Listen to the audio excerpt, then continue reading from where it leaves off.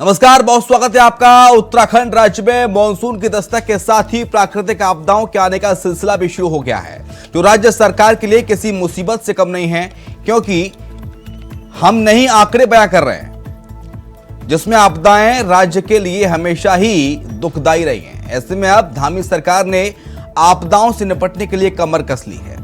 Report आप देखिए, उसके बाद चर्चा पे आते हैं।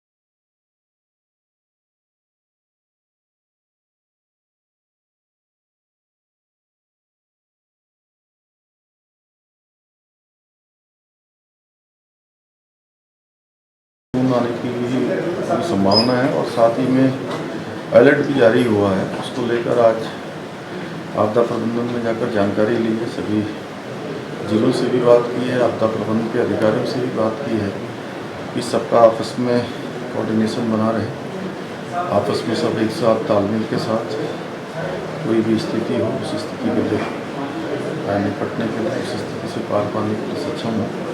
और जगह जगह रास्ते बंद हो जाते हैं और रास्ते खोले जाएं। बहुत सारी जगह पर जो बरसात से पहले नाले बंद हो जाते हैं, उन सभी को साफ किया है।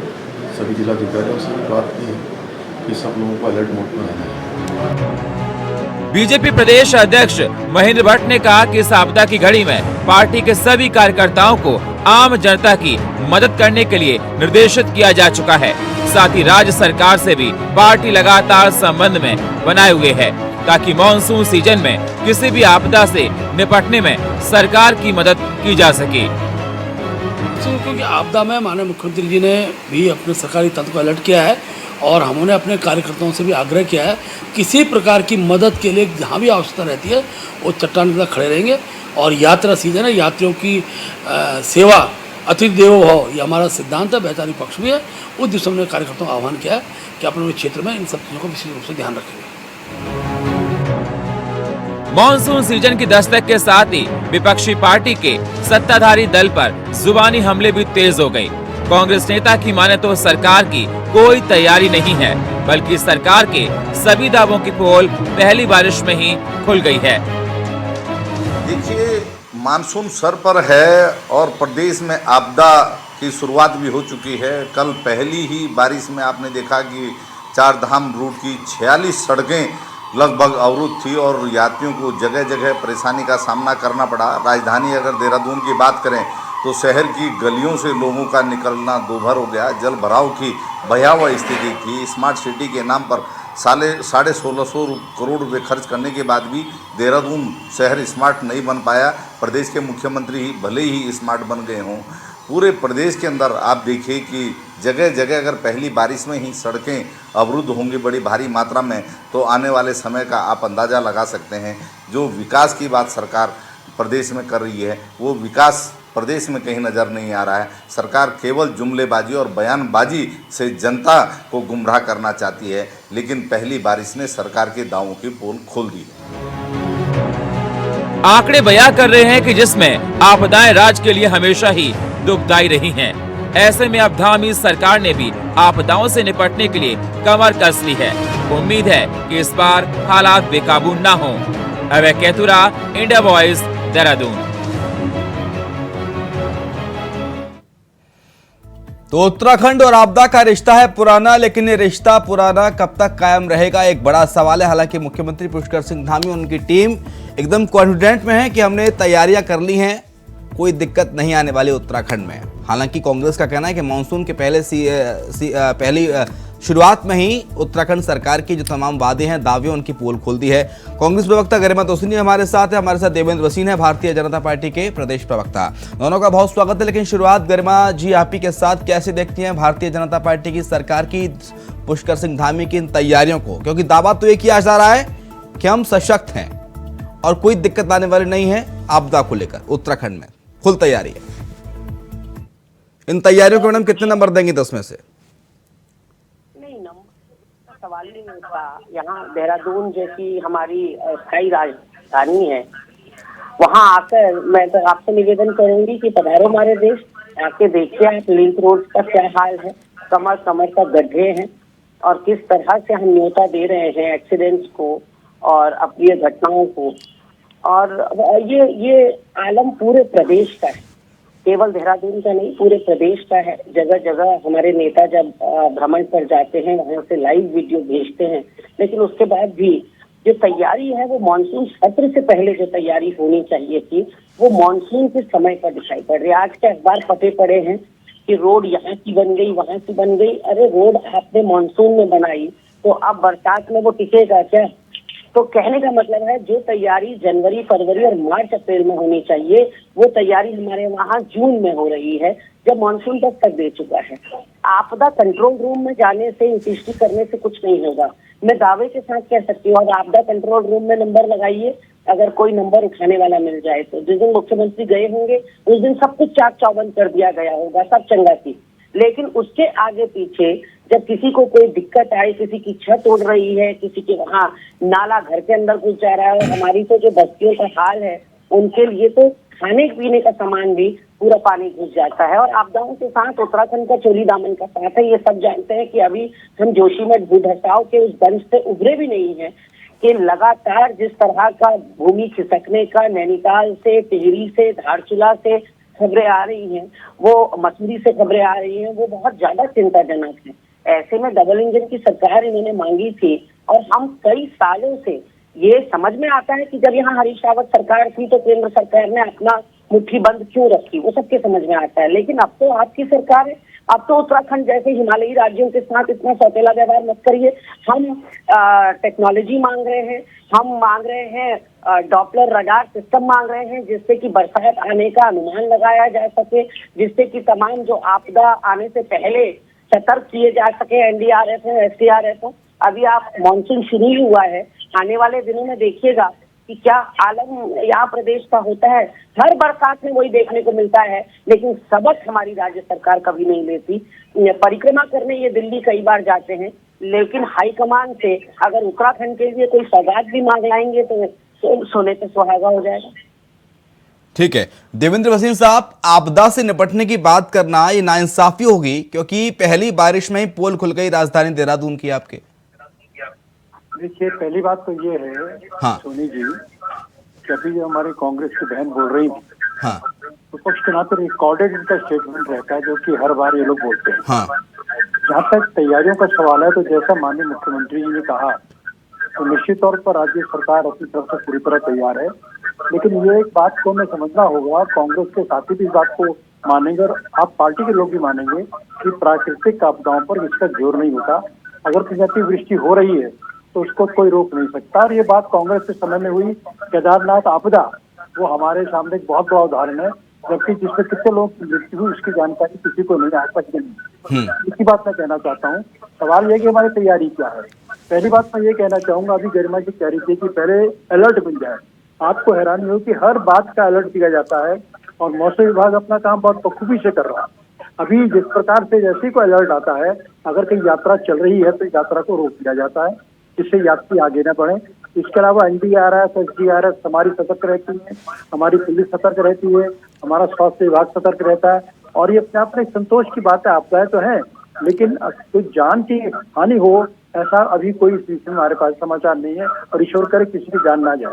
आपदाओं को रोका नहीं जा सकता, लेकिन ये कि तत्काल रिस्पॉन्स टाइम कितना है ये महत्वपूर्ण है, और आपदा के आने के बाद हम कैसे लोगों को राहत दे सकते हैं ये महत्वपूर्ण है। इन सारे क्षेत्रों में धामी सरकार के द्वारा बहुत अच्छा कार्य किया। अभी थोड़ी देर पहले मेरे मोबाइल पर ही हर बार अलर्ट आता है उसमें 7 जिलों में भारी बारिश का अलर्ट है, जो मैं अभी आपको दिखा भी सकता हूँ। हाँ। घर में भी कोई शायद आया हो, मैं नहीं जानता, लेकिन कहने का तात्पर्य ये है कि इस आपदा के माहौल में जरा प्रश्न से ये भी है कि राजस्थान में तो भारतीय जनता पार्टी की सरकार नहीं है, लबालब हो रखा राजस्थान और कई जिले बुरी तरह प्रभावित है। हिमाचल प्रदेश हमारा पड़ोसी राज्य है, कांग्रेस की सरकार है, वहाँ भी आपदा की स्थितियां हैं। इसी प्रकार असम में आपदा की स्थितियां हैं और देश के विभिन्न भागों में आपदा की स्थितियां हैं। अतिवृष्टि से केवल भारत ही नहीं, पूरे दुनिया के अंदर स्थान पर दिक्कतें होती हैं। दिल्ली में जल भराव हो रहा है, एनसीआर की स्थितियां हैं तो होंगी, लेकिन ये है कि हम कितना तेजी से काम कर सकते हैं, कोई नुकसान ना हो, और हम जो सरकार की भूमिका है और सरकार की जो पूरी मशीनरी है वो किस प्रकार से काम कर रही है, इस बात को मैं बड़े तरीके से कह सकता हूँ संतोष के साथ कि हमारे मुख्यमंत्री जी पूरी स्थिति पर नजर रखे हुए हैं और दूसरी ओर हमारी पार्टी भी सरकार के काम में योगदान दे रही है। हमने अपनी जो रैलियां थी, लोकसभा की रैलियां थी, उनको स्थगित किया है। तो किसके करने कांग्रेस कह रही है कि पहली बारिश में पोल खुल गई, उस पर आप क्या कहेंगे? एक बड़ा जुमला है, हमेशा रहता है इनका, पहली बारिश है पोल खुल गई, और बारिश होगी, आपदा भी आएगी, भूस्खलन भी होगा। हमारी क्या जेसीबी लगी नहीं है स्थानीय स्थान पर, कुछ घंटों के अंदर क्या रास्ते खोल नहीं दिए जाते, खोल दिए जाते हैं। और जहाँ कहीं दिक्कत होती है, आदि कैलाश का मसला हो या केदारनाथ का मसला हो, हमने तत्काल यात्रा को रोका है। तो ये काम करने के होते हैं जो हम कर रहे हैं। और पोल खुलने की बात जहाँ तक है, गरिमा जी को मैंने कहा ना, भी केदारनाथ की आपदा में तो आपके मुख्यमंत्री को 3 दिन के बाद मालूम चला था कि आपदा आई है। ऐसी स्थितियों में ये बात नहीं कहनी चाहिए। आपदा अपने आप में एक प्राकृतिक चीज है जिसका हमें मुकाबला करना है, और इस मुकाबले में सरकार जो है धामी जी के नेतृत्व में पूरी शक्ति के साथ लगी हुई है, हमारी पूरी मशीनरी काम में जुटी हुई है। ठीक है संगीता शर्मा, आपदा प्रबंधन को लेकर जो सरकार की तैयारियां हैं और जो दावे हैं मुख्यमंत्री समेत तमाम बीजेपी नेताओं के, इनको आप कैसे देखती हैं और कितने धरातल पर एग्जीक्यूट हो रहे हैं? ये उत्तराखंड को बने 23 वर्ष हो गए और स्थितियां आज इस मामले में, हम आपदा प्रबंधन के मामले में देखें तो वैसी की वैसे ही हैं। हमने इसमें क्या परिवर्तन देखा कि जो पहले नहीं हो रहा था वो आज ना हो रहा हो। आज भी हम देख रहे हैं कि रास्ते बंद हो जा रहे हैं, स्थानीय लोगों को घंटे घंटे इंतजार करना पड़ता है, 6-6 घंटे 8-8 घंटे में रास्ते खुलते हैं। तो हम विदेश तो जाते हैं यहाँ के मंत्री, लेकिन वहां से कहते हैं कि हम टेक्नोलॉजी नई सीख करके आ रहे हैं, हम उत्तराखंड में बहुत कुछ नया करेंगे, लेकिन क्या कुछ नया दिखाई देता है? ऐसा लगता है बस शॉपिंग करने के लिए जाते हैं और पुराना क्या दिखाई दे रहा है बताइए। देखिए, जो रास्ते हैं उसमें क्या परिवर्तन हुआ शिवम जी? आज भी क्या कोई ऐसी नीति या ऐसी विशेष टेक्नोलॉजी लाई गई जो प्राकृतिक आपदाओं को रोका नहीं जा सकता, लेकिन उसके लिए युद्ध स्तर पर किस तरह से काम हो सकता है, रास्तों को किस तरह से बनाया जाए कि भूस्खलन जो हो उसमें भी स्थानीय लोगों को परेशानी का सामना ना करना पड़े।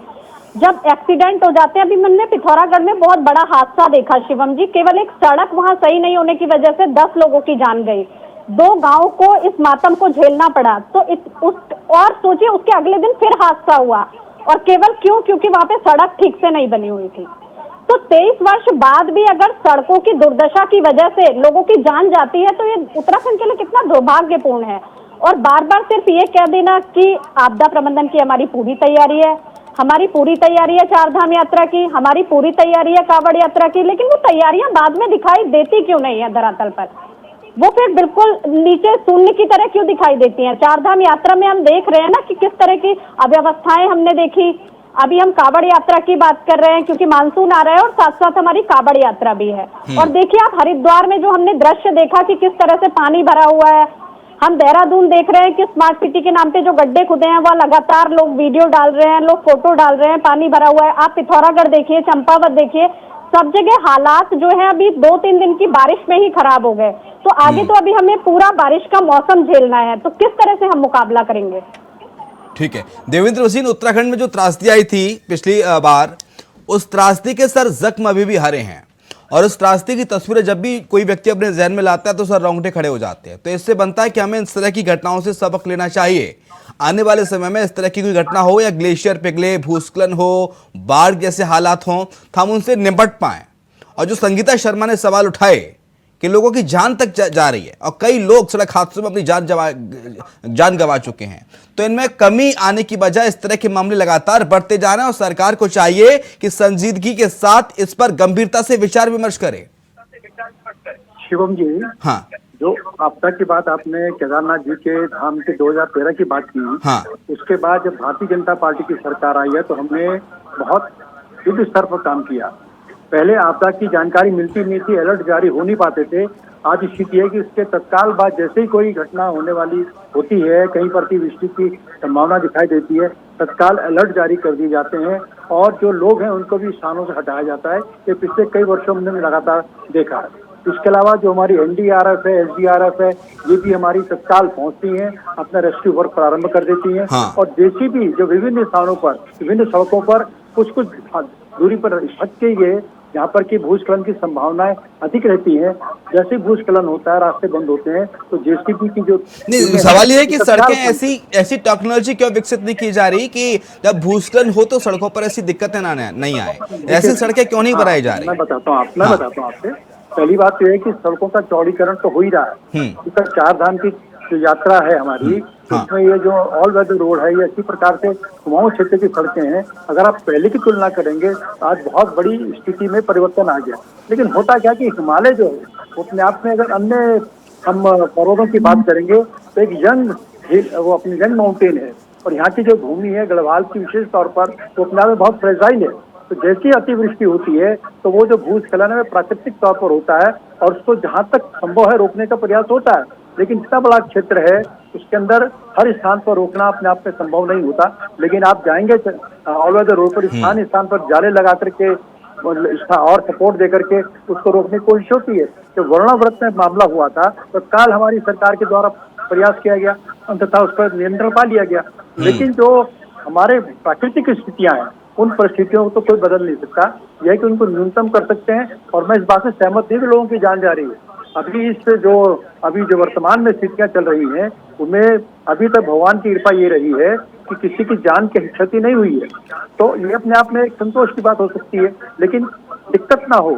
यात्रा अगर कहीं रखती है तो जल्दी शुरू की जा सके, और अगर यात्रा के पहले मालूम चल जाए कि वहाँ दिक्कत होगी, हम यात्रियों को सही जगह पर रोक लें जिससे कि उनको दिक्कत ना आगे, तो परेशानी ना हो। तो ये सारे काम हमारी मशीनरी कर रही है। हमारा जो सेटेलाइट का सिस्टम है वो भी बहुत तेजी से काम कर रहा है। हमारे डॉपलर रडार है वो अच्छा काम कर रहे हैं। कुल मिला के जो विज्ञान और जो जमीनी हकीकत है उसको जोड़ करके हमारी सरकार, धामी सरकार काम में जुटी है, और इस काम में कोई दिक्कत भी नहीं है। और यही कारण है कि 4 धाम यात्रा में भी रिकॉर्ड यात्री आ रहे हैं, और उसी प्रकार से कांवड़ यात्रा में भी पूरी उम्मीद की जा रही है कि पिछली बार 4 करोड़ लोग आए थे, इस बार की संख्या और बढ़ने वाली है। तो तभी हो सकता है ना कि लोगों का एक विश्वास हो सरकार के ऊपर, व्यवस्थाएं जो है तो ठीक है। गरिमा दोसोनी, उत्तराखंड में आपदा को लेकर उत्तराखंड में बदलाव आया आपदा प्रबंधन को लेकर, ये दावा है बीजेपी का, देवेंद्र भसीन का।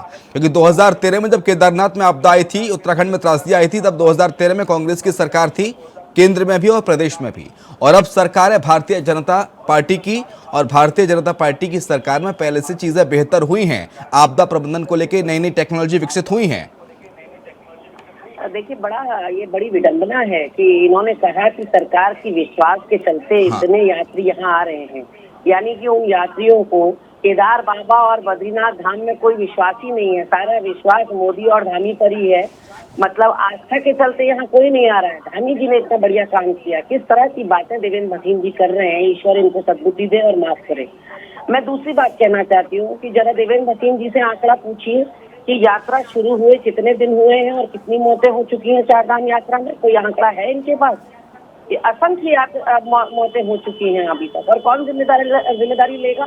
और जैसा कि इन्होंने कहा, बरसात से अभी तक जान माल की कोई नुकसान की खबर नहीं आई। जीवन भर की पूंजी जब आप एकत्रित करेंगे और वो एक झटके में चली जाएगी देवेंद्र भसीन जी, तब आपको पता चलेगा कि इंसान के साथ यहाँ पर खेल क्या हो रहा है। यहाँ हमने माल देवता का आपदा आते हुए देखी। माल देवता में हमारे लगभग 9 से 10 रिजॉर्ट जो है नेस्त नाबूद हो गए। मलबा आ गया सारे रिजॉर्ट्स में, और करोड़ों की संपत्ति, अरबों की संपत्ति नष्ट हो गई। लेकिन आज तक उनको मुआवजे के लिए वो तरस रहे हैं। आपने देखा जोशीमठ भूदसाओं में कितने लोग बेघर हो गए। वो आज तक सरकार के संग समन्वय नहीं बन पाया उनका, और वो मुआवजे के लिए जो धनराशि उनको मिल रही है वो नाकाफी है करके वो आए दिन मोर्चा निकालते हैं।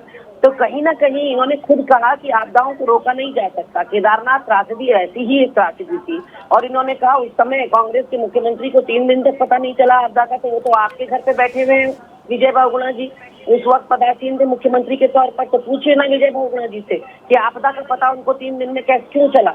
आखिर कौन से ऐसे व्यसन पाल रखे थे उन्होंने कि वो होश ही में नहीं थे, कुंभकर्ण की नींद में थे 3 दिन तक। तो ऐसे में अपनी ही सरकार पर कई सवाल तो भसीन जी ने उठा दिए हैं, और जो आप दृश्य दिखा रहे हैं स्क्रीन पे वो भसीन जी देख पा रहे होंगे। अब अगर इसको ये नुकसान नहीं समझते कि ये इन्होंने कहा जान माल का नुकसान नहीं हुआ, तो मेरी नॉलेज में तो अभी तक सैकड़ों मौतें हो चुकी हैं चार धाम वो कह रहे हैं कि मैं इस बात से इस्तेफा की रखता कि लोगों की जान जा रही है।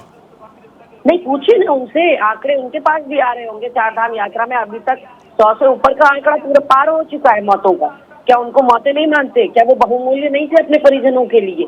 तो ये कहीं ना कहीं जो व्यवस्थाओं की कमी की वजह से मौतें हो रही हैं, या सड़कों के बदहाल होने की वजह से मौतें हो रही हैं। कोई दिन शिवम जी ऐसा नहीं है जब उत्तराखंड के समाचार पत्रों में कोई ना कोई गाड़ी के खाई में जाने से या सड़कें ना बनने की वजह से, स्पीड ब्रेकर ना होने की वजह से लोगों की मौतें हो रही हैं। और जैसा कि मैंने इनसे कहा कि आपदा इनके हाथ में नहीं है, लेकिन तैयारी तो इनके हाथ में थी। नालों की सफाई करना, स्ट्रीट लाइट्स लगाना, कहीं ना कहीं गड्ढों को भरना, सड़कों को चाक चौबंद करना, वो सब तो इनके हाथ में है।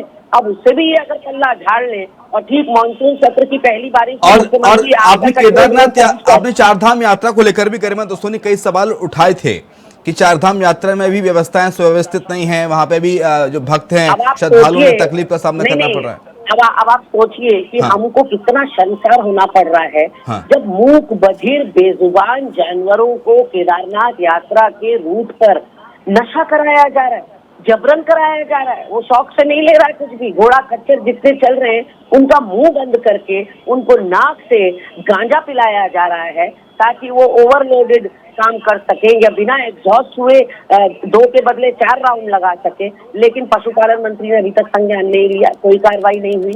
यहाँ आने वाले यात्रियों की घोड़ा खच्चर वालों ने पिटाई कर दी डंडे से, ना माताओं बहनों को छोड़ा, ना बच्चों को छोड़ा, ना बुजुर्गों को छोड़ा। ऐसे में क्या कार्रवाई हुई आप बताइए। अव्यवस्थाओं के चलते लड़कियां वहां से ब्लॉगर्स जो है वो यूट्यूब में डाल रही हैं वीडियोस बना के कि यहाँ शौचालय नहीं है, यहाँ मत आइएगा, यहाँ बहुत गंदी शौचालय है और हाथी के दांत धामी सरकार पे दिखाने के और हैं, खाने के और हैं। ये व्यवस्थाएं चाक चौबंद हैं, ये तो खूब प्रचार प्रसार करते हैं मीडिया में, लेकिन बुरा हाल है। हमारे पत्रकार बंधु जो चारधाम यात्रा होके आए वही फीडबैक दे रहे हैं। मेरे अध्यक्ष चारधाम यात्रा होकर आए, उन्होंने आकर सरकार को फीडबैक दिया। कहने का अर्थ है कि आपदा कंट्रोल रूम में विजिट करने से क्या आप आपदाओं को रोक पाएंगे? हर बार हमने देखा ना वहाँ रोस्टर होता है, ना वहाँ रजिस्टर मेंटेन होता है, ना वहाँ कोई फोन उठाने वाला होता है। और बुरा हाल, यहाँ कोई अगर देहरादून के अंदर भी किसी के साथ अनहोनी हो जाए तो कोई सुनवाई नहीं। ठीक है देवेंद्र बसिन, आरोप सच है सिर्फ सियासत विपक्ष की? गरिमा जी ने कहा घोड़े की बात, मुकदमा दर्ज हुआ है पशु सुरक्षा को लेकर के। जागरूक एक बात, दूसरी बात ऑन द कॉल है पशु, कृपया जानकारी प्राप्त करेंगे, बोलने दीजिए, इन्हें शांत कराइए। जिसे बोलेंगे डिबेट नहीं हो पाएगी। शिवम जी इन्हें शांत कराइए। ठीक है, आप जवाब दीजिए। गरिमा जी आ रहा हूँ आपके पास। मेरा पहला कहना तो है कि जो घोड़े की बात हुई उसमें केस दर्ज हुआ है। इसी प्रकार से जिन लोगों ने, जो यात्री जो वहाँ पर पशुओं को पीटने वालों लोगों के रोक रहे थे, जिन्होंने से बदतमीजी करी, उन 5 लोगों के खिलाफ बिल्कुल FIR लॉन्च हुई है और आगे उसमें कार्रवाई की जा रही है। तत्काल हमारी सरकार और हमारी मशीनरी उसको लेकर संवेदनशील रहती है। और दूसरी बात, जहाँ तक मृत्यु का सवाल है तो ठीक है, चारधाम यात्रा में अब तक की जो स्थितियां रही हैं उसमें कुछ मृत्यु हुई है, कुछ हार्ट अटैक जो हुई है। लेकिन ये कहना कि जो वर्तमान में जो भूस्खलन वगैरह हो रहे हैं इनसे बहुत सैकड़ों लोग मारे गए, तो मुझे लगता है कि ये बात केवल बदनाम करने के लिए है। और मैं एक बात फिर बार बार कहता हूँ, उत्तराखंड की जो यात्रा है वो उत्तराखंड के लोगों की आर्थिकी है। कृपया अगर आप डिबेट में बात करते हैं तो ऐसा गलत मैसेज मत दीजिए कि बाहर के लोगों को यहाँ पर आने में दिक्कत हो, उनमें भय पैदा हो। तथ्य को बोलिए, हमें कोई आपत्ति नहीं है, लेकिन केवल बदनाम करने के लिए बिना आंकड़े को वक्तव्य देते हैं तो निश्चित तौर पर इस उत्तराखंड का नुकसान होता है और ये काम किसी को भी नहीं करना चाहिए। राजनीति अपनी जगह है और जनता का हित और आर्थिकी है वो अपने स्थान पर अलग है। बाकी सरकार के जो काम है वो मैंने आपके सामने गिनवा दिए और केंद्र के द्वारा हमें लगातार सपोर्ट की जाती है। इन सारी परिस्थितियों में प्रधानमंत्री कार्यालय के द्वारा लगातार एक नजर रखी जा रही है और कहीं कमी होती है सरकार उनसे कहती है उसको पूरा करते हैं। यहाँ तक कि सेना के हेलीकॉप्टर भी हमें समय पर प्राप्त हुए हैं। तो इसी प्रकार से अगर हम देखें तो कोऑर्डिनेटेड एफर्ट्स हैं, ठीक है, चल रहे हैं। संगीता शर्मा सक्सेसफुल हो रही है। एक आम आदमी पार्टी की प्रवक्ता होने के नाते ईमानदारी से बताइएगा, हालांकि आम आदमी पार्टी को उत्तराखंड में भी समय लगेगा तो आप मुख्य विपक्ष की भूमिका में भी नहीं है, लेकिन ईमानदारी से बतलाइएगा कि पहले से और आज तक स्थिति में कितना बदलाव आया है उत्तराखंड में आपदा प्रबंधन को लेके।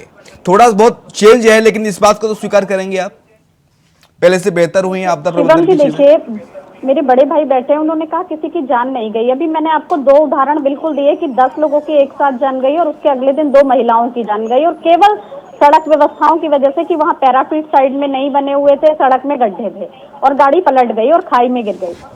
और दूसरी बात देखिए, आपने कहा कि आपदा प्रबंधन, तो मैं अपने बड़े भाई से यही पूछना चाहूंगी कि आपदा प्रबंधन के पास क्या अपना कोई चॉपर, अपना कोई हेलीकॉप्टर है? इतना बड़ा हमारे प्रदेश का एक आपदा प्रबंधन है, एक विभाग बना हुआ है, उसके मंत्री हैं, तो उनके पास अपनी क्या व्यवस्थाएं हैं कि वो तत्काल किसी दूसरे का मुंह ना देखे, जल्दी से कहीं पे अगर ऐसा हादसा होता है तो वहां पहुंच जाए?